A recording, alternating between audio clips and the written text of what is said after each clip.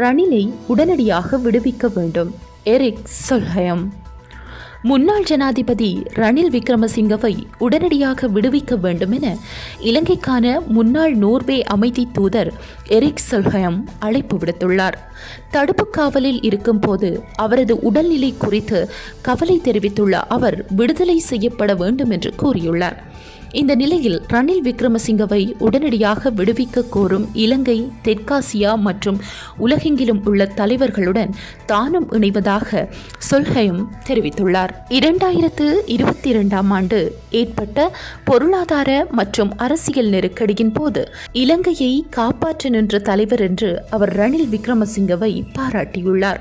அவர் மீதான குற்றச்சாட்டுகள் தகுதியற்றது என்று சொல்ஹெயம் நிராகரித்தார்.